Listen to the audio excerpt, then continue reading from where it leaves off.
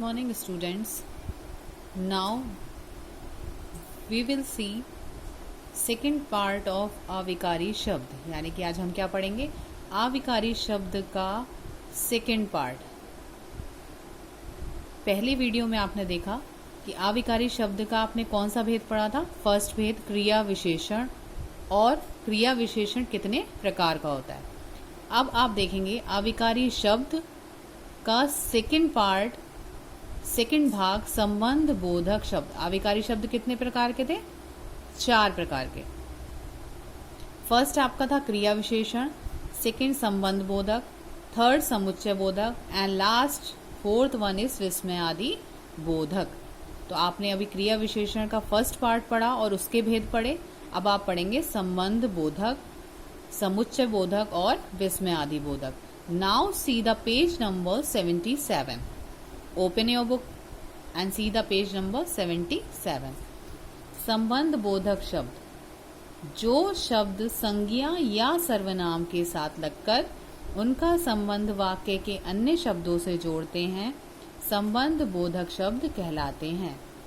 संज्ञा या सर्वनाम के साथ लगकर मीन्स यहाँ व्यक्ति का, वस्तु का, स्थान का अगर संबंध किसी अन्य शब्द से बता रहे हैं वो कहलाते हैं संबंध बोधक। Now see the example. भिखारी भूख के कारण बीमार हो गया। See this picture.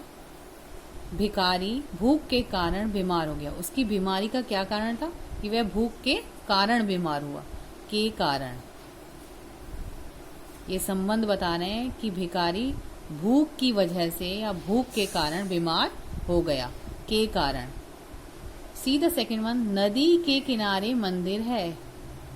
नदी के किनारे क्या है? मंदिर। संबंध बता रहे हैं कि मंदिर कहाँ है? नदी के किनारे।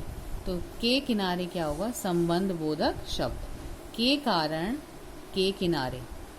संबंध बोधक शब्दों को पहचानने का सबसे सही तरीका होता है कि कारक चिन्ह, शब्द से पहले कारक चिन्हों का यूज किया जाता है। के, का, की, के, रा, री, रे, से, ये सब संबंध बोधक शब्द। Now see the third one, समुच्चय बोधक शब्द। समुच्चय बोधक शब्द किसे कहते हैं? वाक्य में दो शब्दों अथवा वाक्यांशों को जोड़ने वाले शब्द समुच्चय बोधक कहलाते हैं। वाक्यांश होता है वाक्य का कुछ हिस्सा या वाक्य का कुछ भाग, क्या कहलाता है? वाक्यांश। तो वाक्यांश या वाक्य के दो शब्दों को जोड़ने वाले शब्द समुच्चय बोधक कहलाते हैं। See the first example. Ram और श्याम खेल रहे हैं। राम और श्याम दो शब्द हैं, राम और श्याम। इनको किस वर्ड ने, किस शब्द ने जोड़ा? और। ये और हमारा क्या है? समुच्चय बोधक शब्द। तो राम और श्याम खेल रहे हैं। Now see the second example. उसने परिश्रम किया इसीलिए प्रथम आया। उसने परिश्रम किया इसीलिए प्रथम आया। उसने परिश्रम किया, ये क्या है? वाक्य का कुछ हिस्सा यानी कि वाक्यांश। इस वाक्यांश को किसने जोड़ा? इसलिए ने। यहाँ दो शब्द हैं, राम और श्याम, इन्हें किसने जोड़ा? और ने। तो यहाँ पे और इसलिए क्या है? समुच्चय बोधक शब्द। तो शब्दों को या वाक्यांशों को जोड़ने वाले शब्द क्या कहलाते हैं? समुच्चय बोधक शब्द। See the last part of अविकारी शब्द।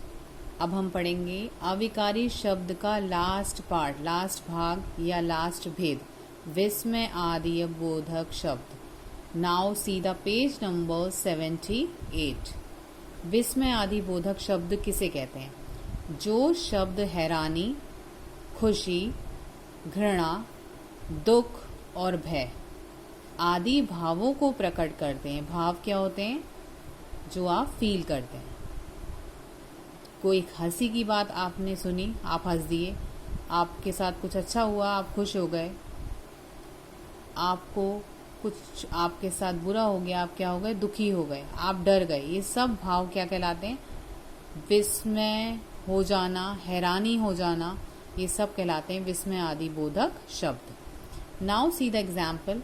उदाहरण, सी द फर्स्ट पिक्चर, सांप। यहाँ क्या बना है? सांप। बाप रे, इतना बड़ा सांप। आपको क्या हुई? हैरानी हुई। आपने कभी इतना बड़ा सांप ना देखा हो तो आप क्या होंगे? हैरान हो जाएंगे। बाप रे, इतना बड़ा सांप। तो यहाँ बाप रे क्या है? विस्मय आदि बोधक शब्द। वाह, कैसा सुंदर दृश्य है।